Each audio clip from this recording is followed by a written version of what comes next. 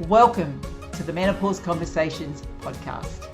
My name's Angela Council and I am your host for this podcast, and this is where you learn all about menopause, what is happening to your body, to your hormones, and life in general. Everything is changing and sometimes it can seem really confusing, but this is where the confusion stops right now. This podcast will share with you everything you need to know about how you can navigate your menopause transition with ease. So sit back and enjoy the show. Bye for now. Welcome to the very first episode of Menopause Conversations for 2023. I am so excited to be here.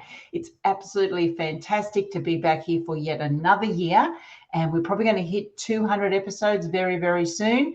And this year, I'm going to be sharing with you more information, not just about hormones, but also about being healthy as we age. And we'll be talking about a lot of different health conditions that can actually impact your health as you age and what you can do about it.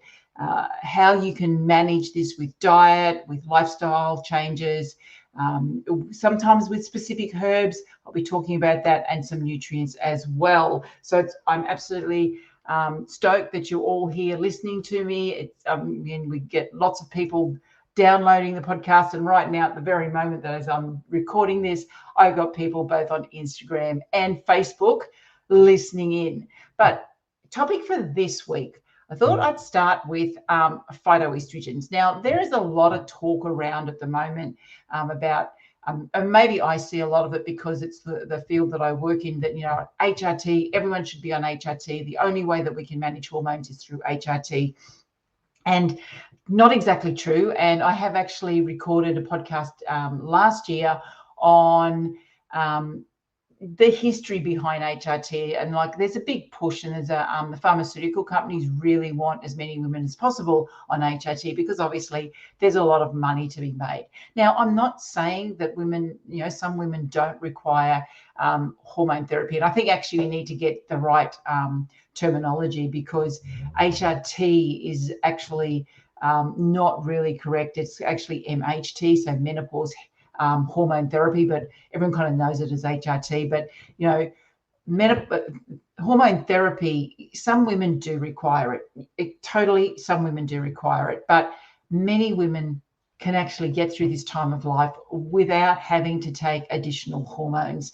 And there's ways that we can manage this, and I'll be talking about phytoestrogens tonight, but over the coming weeks I'm going to be talking to you about lots of other ways that you can help to balance up your hormones. And also, I recorded a lot of these podcasts last year as well, but what I think it's important for us to remember that this drop in hormones is natural. As we stop releasing eggs every month and we're preparing our bodies to fall pregnant, it's natural for us to have a shift in hormones because our body is changing. The role of our body is changing. We are no longer reproductive beings. We are moving into the next stage of our life. So we don't need as much hormone as what we did when we were producing eggs every month. But yes, there is a time of transition, and this is what is known as perimenopause, where the body is adjusting and we have these ups and downs, and hormones can be very erratic, and our lifestyle plays a big role in that. And I'll be talking about that a little bit more in upcoming episodes. But let's just start with phytoestrogens. So phytoestrogens are commonly they're kind of known as plant estrogens, but really they're compounds that are found in certain foods that mimic the effect of estrogen in the body. And basically what they can do is they can regulate our hormones. So if our hormones are low, they can actually, or actually not the hormone, the hormones are low, so we've got receptors. And if the receptors, the estrogen receptors on our cells, on our in our breast tissue, in our heart tissue, our ovaries, our uterus, we have got estrogen receptors all over our body, in our brain.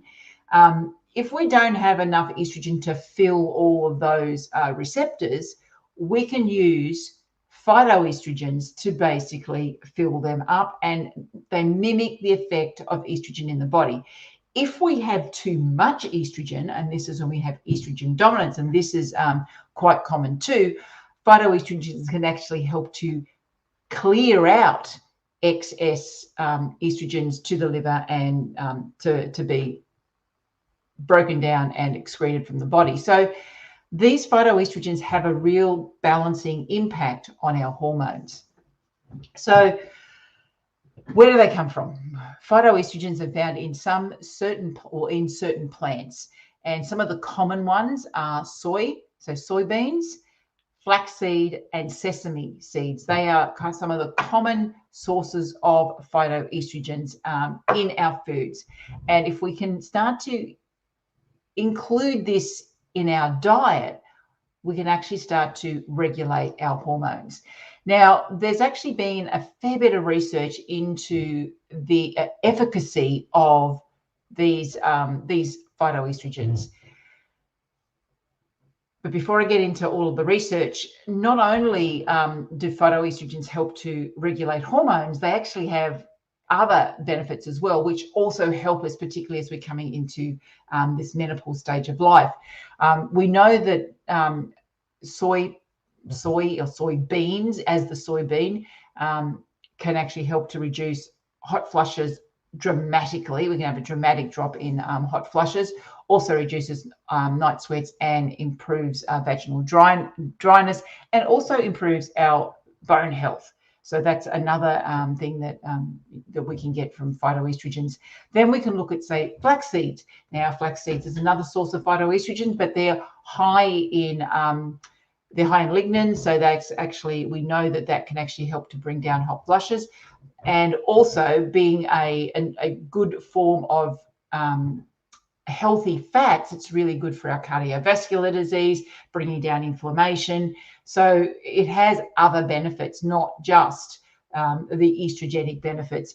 And we also look at sesame. It's very, very similar in that it's a healthy oil, really great for the cardiovascular system. Also really high in zinc, which is great for zinc is one of the nutrients we need the most of, almost. Zinc and magnesium, I think, are probably the two nutrients we really need a lot of. But zinc's required for healthy skin, healthy bones, digestion, brain health. So it's required for immune system. It's required for so many different things.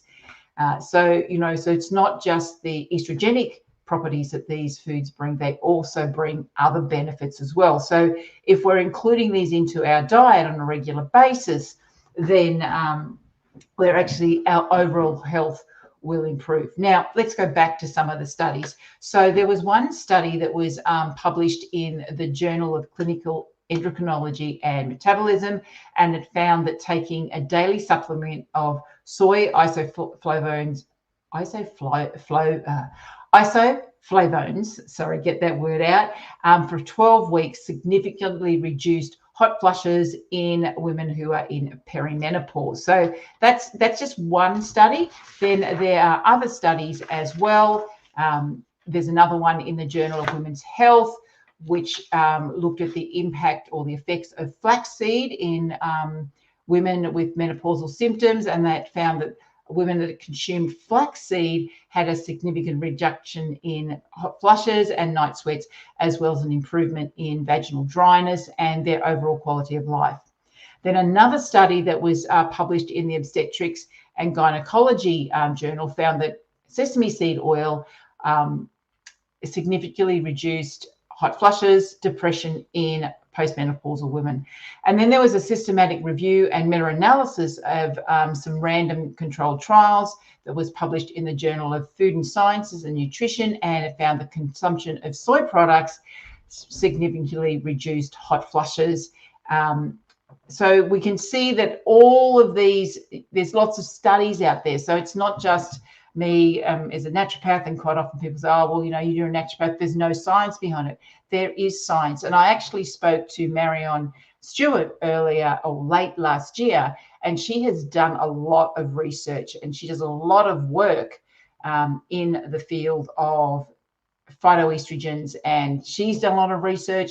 She researches the research, And yes, so there's lots and lots of research out there that tells us that the impact of these phytoestrogens on hormones is beneficial, and that it can actually help to regulate our hormones and reduce these symptoms, particularly the hot flushes.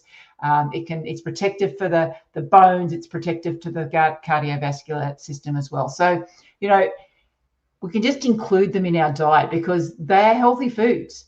So there's so many benefits to having them. Now, one of the best ways to consume these different seeds is in a way that we know is seed cycling. So seed cycling is actually a protocol, and I've used it for many, many years with my clients, even before I was working in this menopause space, to help women regulate their cycles. And it works really, really well. And sometimes this is all women need to do to bring their cycles back into sync. So back into a 28, 29-day cycle. So basically the protocol is we break the cycle into two halves. First half, day 1 to day 14, which is day 1 of bleed for 14 days. You take a tablespoon of ground flaxseed, and it is best that you grind them up at the time, and a tablespoon of ground pumpkin seeds. Now you can just add that to your breakfast. If you're having whatever you're having for breakfast, you can add to smoothies. You can add it to a drink, but it kind of makes it very gluggy. The flax seeds are quite gelatinous. So a tablespoon of ground flax seeds and tablespoon of ground pumpkin seeds daily for the first half of your cycle from day 1 to day 14. And then for the second half of your cycle, day 14 until you bleed again, it is 1 tablespoon of ground sunflower seeds and 1 tablespoon of sesame seeds every single day. So as I said, ground is best, grinding that up, because then that actually releases the oils, it releases some of the phytonutrients, because if you know sesame seeds, they're tiny. If you know flax seeds, they're so tiny, and quite often we wouldn't chew them, which means it gets into our gut. They haven't really broken down properly, and they will just pass out. And if you've ever kind of had sesame seeds, any of these small seeds, and then you look at your stools a couple of days later and you see that they're solid, really nothing much has happened, so it hasn't really broken down. So that grinding of them is important, and doing it fresh, because if we do it and like in bulk and then just let them sit there, the oils will go rancid. And also, please don't ever buy ground seeds from the supermarket, so LSA and things like that, because they will go there if they've been just sitting there in plastic under all the fluorescent lights and everything. They're going to go rancid, and that's not what you want. Now, if you're not cycling, so if you've actually stopped cycling, or you're not cycling regularly, and it's really hard to know when day 1 is and day 14 is, you can actually use the moon, and that's quite easy. So it's just like on the new moon, treat that as day 1, and then you'll go through for 14 days, and that's when you'll get to the full moon. So then that's day 14, and then you swap your seed. So you can do that if you're not cycling regularly, or if you no longer have a period, and it will still work, just to help to balance the hormones up. It can take about 3 months just to get that going, and I normally have women doing that for a minimum of 3 months to re-regulate the hormones. And honestly, for many, many women, that's all it takes. 3 months and symptoms disappear, and hormones are rebalanced. Not always cycles, because your cycle may have finished. But alongside that is also obviously eating a healthy diet, having a great lifestyle, moving on a regular basis, managing that stress as well, because they all impact your hormones. Now, one of the things that comes up, and because, as I said, soy is a really great source of phytoestrogens, I just want to touch on soy, because there are a lot of misconceptions around soy and whether or not it is good for us, it is not good for us, whether or not it can cause problems. It is a very common used source of phytoestrogens, and it can be very, very beneficial in managing many of the symptoms that are associated with menopause. As I said, the hot flushes in particular works really, really well. But there's kind of been a lot of misinformation around particularly in relation to women that have got a history of breast cancer, or there's a risk of breast cancer in their family, and also thyroid function. So the concern is that, I'm going to have to say that word again, that the isoflavones, which are kind of the chemical phytoestrogen that mimics estrogen in the body, there was kind of a belief that this may increase the risk of breast cancer in women who have that history or have the BRCA gene. But the majority of the research on this has actually found no link between soy consumption and breast cancer risk. So really, there's, as I said, a lot of misconceptions around there. So it is safe for women who have that breast cancer risk to be taking soy, but we do have to be careful about the form in which we're taking soy, because a lot of soy products can have a lot of other additives to it. So that can actually, it's not really a pure soy product, and it can have lots of things added to it, and that can actually increase the risk of breast cancers with the additives, the preservatives, and all of that. So we just need to be really careful of the soy products that we're having, particularly when we're looking at some of these textured proteins that are soy based. There is a lot of there's a lot of crap in there, and that's a kind of have a bigger risk for ill health than having soy. Now, also there can be an issue with soy and existing thyroid conditions, and yes, because soy has what we known as goitrogens in them, this can actually interfere with the synthesis of thyroid hormones. But most women can consume small amounts of soy without any issue. So we just, and once again, we have to look at the form of what this comes to. So we, if we're eating soybeans, and most people don't eat soybeans straight, but, we can have it as miso, so it's been fermented, or tempeh. So when they've been fermented, generally those goitrogens have actually broken down. So if we're looking at soy in a fermented state, generally not an issue. Look, soy milk, once again, small amounts, probably not a big issue. We just have to be very careful of the additives in there.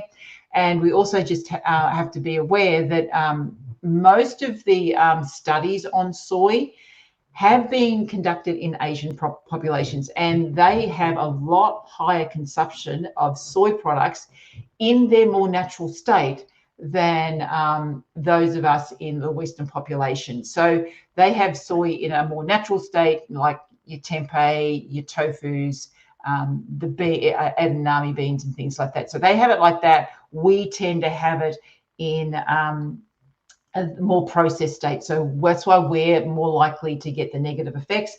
Asian population tends not to, but also we also need to remember that genetics play a role in that as well, because genetically over time, they used to, their diet has been around, that type of food and seafood and all of that. So the Asian population actually has evolved to consume more of that product than, say, the Western population. So soy, it's kind of a bit each way. If you're only having moderate amounts, small to moderate amounts, generally not a problem.